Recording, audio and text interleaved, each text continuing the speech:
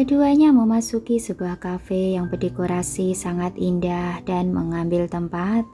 Pandu menyodorkan menu pada Tiara sambil mengenalkan, kue-kue buatan mereka benar-benar lezat dan porsinya juga tidak terlalu banyak. Kamu bisa memesan beberapa dan mencobanya. Tiara tersenyum dan mengangguk setuju dengan saran adiknya. Tak lama kemudian pelayan mengantarkan makanan pesanan mereka. Melihat aneka kue lezat di hadapannya, Tiara menilai kue-kue itu begitu menggugah selera. Dia menjemput kue krim dan menggigitnya. Rasa manis kue itu segera saja dirasakannya. Iya, memang lezat sekali. Bagaimana kamu menemukan tempat ini? Keduanya berbincang sambil menikmati hidangan dan tiba-tiba Tiara mendesah. Sudah lama sekali kita tidak menghabiskan waktu bersenang-senang bersama seperti ini. Pandu juga teringat akan kesibukan mereka selama ini dan tersenyum lembut. Hari-hari seperti ini akan segera datang. Iya, hidup semakin baik dan ramah pada kita. Tiara mengangguk. Tanpa mereka sadari, Iva yang tidak terlalu jauh menyaksikan setiap gerakan keduanya. Perasaan cemburu menyergapnya ketika melihat dua orang itu berbincang dan tertawa. Dia menyukai Pandu, tetapi laki-laki itu bersikap hambar terhadapnya. Awalnya Iva beranggapan bahwa itu memang kepribadian Pandu, tetapi kini dia berbincang penuh semangat dengan perempuan lain. Dengan kesal dia menyodok kue di piring dan bergumam pelan.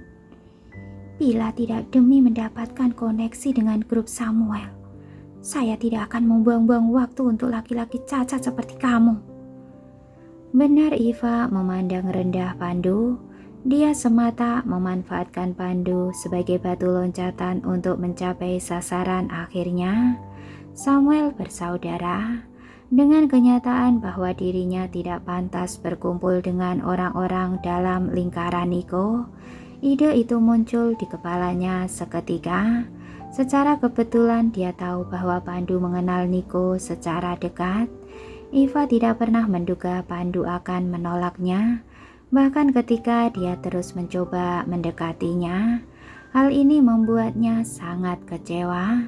Pandu tidak sadar sama sekali akan niat yang ada di kepala Iva.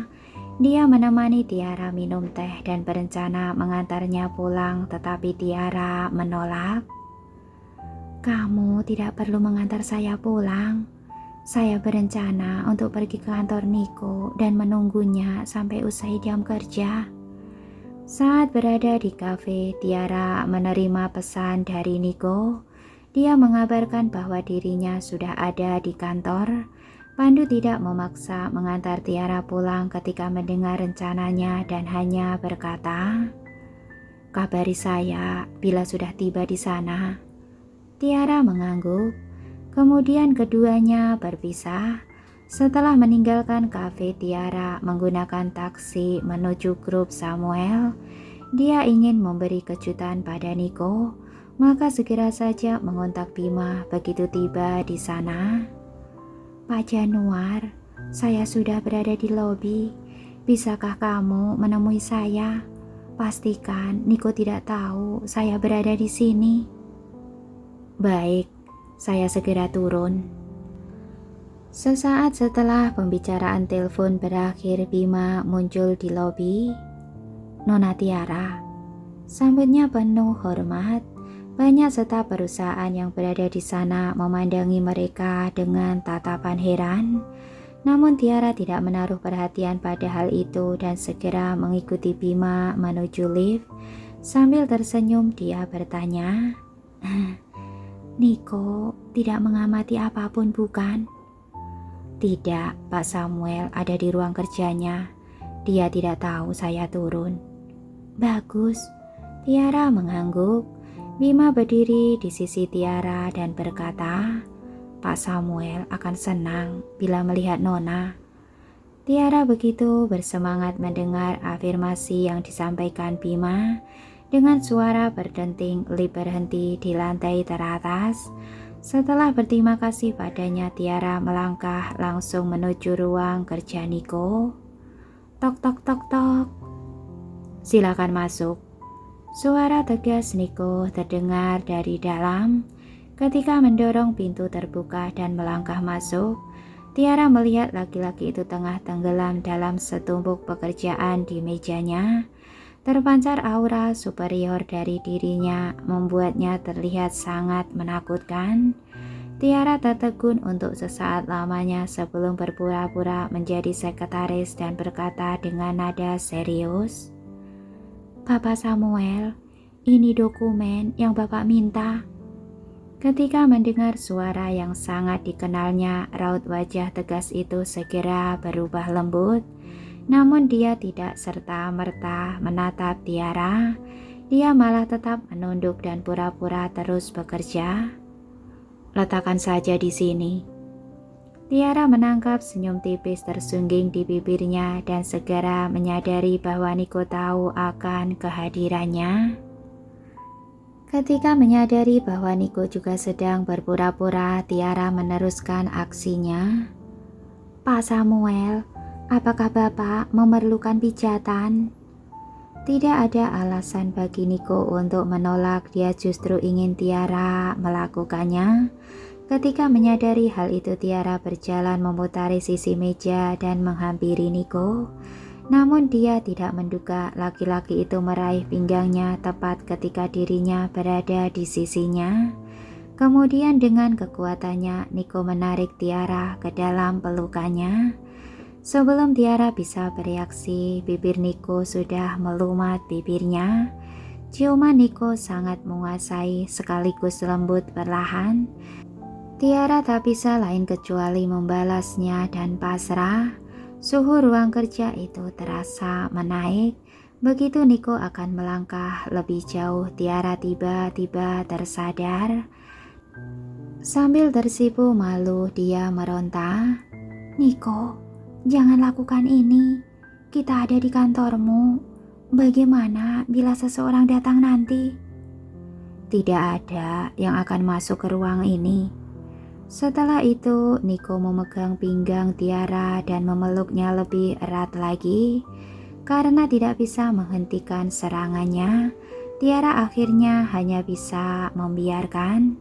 Tepat ketika keduanya tengah hanyut dalam ciuman panas, pintu tiba-tiba didorong kasar diikuti oleh Jenna yang menyeruak masuk dengan marah. Di belakangnya adalah Bima dengan raut wajah cemas. "Nona Baren, sudah saya katakan bahwa Presiden tidak bisa menerima tamu siapapun saat ini. Jadi bagaimana bisa kamu masuk seenaknya ke ruangan ini?" Begitu selesai berucap, Bima memperhatikan adegan di dalam ruang itu. Tepat saat itu dia berharap bisa menghantam matanya hingga buta demi untuk memohon maaf. "Ya Tuhan, seharusnya saya bisa menghentikan perempuan ini. Dia sudah menghancurkan waktu pribadi Pak Samuel. Habislah saya. Pak Samuel pasti akan membuat hidup saya berantakan sejak hari ini dan seterusnya." Jenna tidak dapat mendengar ratapan dalam hati Bima. Dia mematung di tempat seakan tersengat halilintar. Bola matanya melebar saat memandangi Niko dan Tiara seiring kecemburuan memenuhi rongga dadanya. Di sisi lain, Tiara merasa malu ketika melihat Jenna dan Bima di ruang itu. Betapa dia ingin menggali lubang dan bersembunyi di dalamnya. "Lepaskan saya." Dengan pipi memerah, Tiara mencoba berdiri dan berlalu dari situasi yang memalukan itu. Tetapi Niko tidak melepasnya. "Duduk saja di sini, tak apa-apa." Sambil berkata, Niko memeluknya semakin erat. Oleh karena itu, Tiara tidak memiliki pilihan lain kecuali duduk di pangkuan Niko dengan canggung. Sambil tersipu malu, Tiara memandangi Niko dengan pura-pura marah. Hampir tidak disadari oleh Tiara bahwa tatapannya yang menawan itu langsung saja menumbuhkan perasaan tertentu dalam diri Niko. Untungnya Niko teringat bahwa ada orang lain yang masih berdiri di ruang itu. Dia memandang Jenna dengan raut wajah tidak senang dan bertanya, "Apa yang kamu lakukan di sini?" Jenna mengencangkan kepalan tangannya melihat ketidaksabaran dan sikap acuh tak acuh Niko terhadap dirinya. Mengapa? Mengapa Niko bersikap begitu lembut terhadap perempuan jalang itu? Mengapa dia tidak bisa memperlakukan saya dengan paling tidak 1% saja dari perlakuannya terhadap perempuan itu? Kemarahan tersirat dalam sorot matanya, tetapi dia tekan sedemikian rupa. Saya di sini untuk menyampaikan pesan bahwa Pak Sopyan mengundangmu makan malam ini. Kamu bisa menyampaikannya lewat telepon. Tidak perlu sampai harus datang sendiri ke sini. Kamu paham bukan? Niko bertanya dengan dingin pada Jenna. Hal itu membuat perempuan itu menggetakkan giginya secara halus. Memang dia tidak perlu datang ke ruangan ini hanya untuk menyampaikan pesan, namun tidak bisa juga mengatakan bahwa dia datang ke sini karena untuk melihat Niko bukan. Akhirnya dia mencari-cari alasan. Saya hanya ingin mencari udara segar. Bila begitu, silakan kamu pergi sekarang karena sudah menyampaikan pesan itu pada saya. Niko ingin Jenna segera pergi. Hal itu membuat raut wajah Jenna terlihat lebih buruk. Namun dia tidak rela untuk pergi begitu saja. Justru pandangannya tertuju pada Tiara. Jenna tidak ingin Tiara menghabiskan waktu berdua saja dengan Niko di sini. Nona Romario, apakah kamu akan pulang sekarang? Saya bisa mengantarmu. Tidak perlu, saya akan pulang nanti bersama Niko. Tiara menolak lembut. Walaupun Jenna terlihat ingin menyampaikan hal lain, Niko tidak memberinya kesempatan dan memberi perintah. Bima, antar Nona Baren keluar dari sini. Baik Pak Samuel. Bima memahami tugasnya dan segera bertindak. Hal yang ingin dilakukannya sekarang adalah memperbaiki kesalahannya, berharap Niko tidak peduli dengan kejadian tadi. Nona Baren, mari ikut saya. Jenna menatap Bima, kemudian beralih pada laki-laki berhati dingin. Dia sadar bahwa kehadirannya akan semakin tidak menyenangkan bila dia terus berada di sini. Akhirnya Jenna pergi dalam keadaan marah. Begitu Jenna keluar dari ruang, jeritan Tiara terdengar di belakangnya. Ternyata Niko membopong Tiara ke dalam pelukannya dan berjalan ke ruang santai. Jenna menatap keduanya yang menghilang ke dalam ruang. Tidak perlu usaha keras baginya untuk menyimpulkan apa yang akan mereka lakukan di sana. Di saat itu api cemburu membakar hatinya. Jenna ingin merangsek masuk ke ruang itu dan menarik Tiara keluar, yang dia pandang sebagai perempuan jalang yang menggoda Niko dan membunuhnya. Dengan enggan Jenna memandangi pintu ruang santai itu sambil mengencangkan tangan. Kukunya menancap di telapak tangannya, tapi kulitnya kebas dan tidak merasakan sakit. Di sisi lain, Bima tahu pasti apa yang harus dia lakukan. Dengan cepat dia menutup pintu dan membangun catatan secara mental untuk dirinya sendiri, untuk tidak akan membiarkan siapapun mengganggu Presdir, bahkan untuk urusan kerja sekalipun dalam beberapa jam berikutnya. Di saat yang bersamaan, Bima merasakan bahwa Niko semakin berpotensi menjadi bos yang akan diganggu oleh kekasihnya, yang bisa saja menyebabkan performa kerjanya mengendur sejak dia jatuh cinta. Sementara itu di ruang santai, secara perlahan Niko merebahkan Tiara di ranjang sebelum tubuhnya menggantung di atas tubuh Tiara. Setelah itu Tiara merasa seperti kapal kecil di lautan. Dia mengikuti irama ombak tinggi pada titik tertentu dan ombak rendah di titik lain, tetapi satu hal yang pasti adalah dirinya semakin hanyut ke dalam sensasi itu. Kemudian Niko akhirnya keluar dari kamar mandi, terlihat puas, bahagia. Melihat laki-laki itu sudah berpakaian rapi, Tiara menutup tubuhnya dengan selimut sambil duduk di ranjang dengan kesal. Kamu membuat saya melakukan ini di kantor di hari terang benderang. Bagaimana saya harus menghadapi karyawanmu setelah ini? Kamu juga mengacak-ngacak baju saya. Bagaimana saya bisa memakainya kembali? Tiara memelototi Niko dengan marah, tetapi hal itu justru memikat Niko karena tatapan menggoda itu masih menggantung di sana. Niko menahan diri dengan susah payah, tetapi dia masih sanggup mengontrol diri dan menekan perasaan tertentu di dalam dirinya. Itu karena dirinya sadar perempuan ini akan benar-benar marah bila dia melakukannya lagi. Hei, jangan marah. Saya akan minta sekretaris membeli beberapa potong pakaian untukmu. Niko menenangkan Tiara. Tiara menganggap sungguh memalukan meminta sekretaris untuk membelikan baju untuknya karena hal itu secara tidak langsung mengimplikasikan apa yang telah mereka lakukan. Namun tidak ada pilihan yang lebih baik baginya sekarang kecuali bermalam di sini. Niko tidak tahu apa yang ada dalam pikiran Tiara. Niko berjalan ke mejanya dan memutar nomor intercom ruang kerja sekretaris dan memerintah. Belikan beberapa potong pakaian untuk perempuan. Kemudian dia memberikan ukuran tubuh Tiara pada sekretarisnya.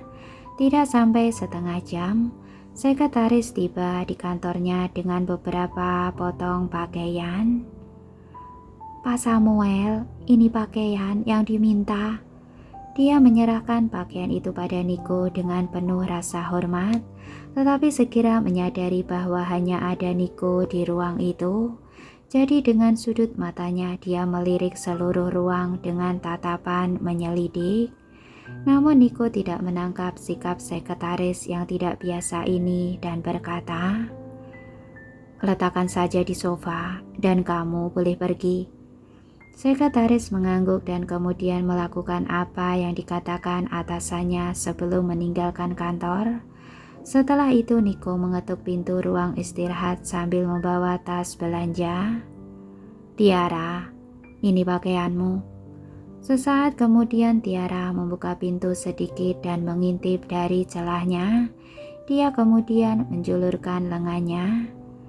Berikan baju itu dan kamu tak boleh masuk. Niko tertawa geli dan menyerahkan tas belanja padanya. Beberapa menit kemudian Tiara keluar sudah dengan berpakaian rapi. Awalnya dia berencana untuk segera pergi, tetapi Niko menahannya. Jangan dulu pulang. Temani saya untuk makan malam dengan Pak Sofyan malam ini. Mendengar hal itu Tiara tidak menolak dan kemudian duduk di sofa. Malam itu di restoran bergengsi dengan pelanggan eksklusif, Niko tiba bersama Tiara. Keduanya berpegangan tangan dan dengan penampilan yang terlihat begitu memukau, mereka menarik perhatian banyak tamu restoran. Ketika Jenna melihat keduanya datang sambil berpegangan tangan, cemburu segera saja mewarnai tatapannya. Sofyan juga memperhatikan pasangan itu dan tertegun demi mengamati penampilannya, tetapi dengan cepat dia kembali ke kesadarannya dan mempersilahkan keduanya untuk duduk. Saya tidak mengira Anda akan datang, Nona Romario. Saya akan meminta pelayan untuk menyiapkan peralatan makan untukmu.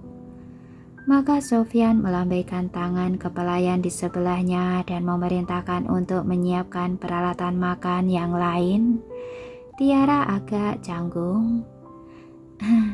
Saya datang tanpa undangan darimu.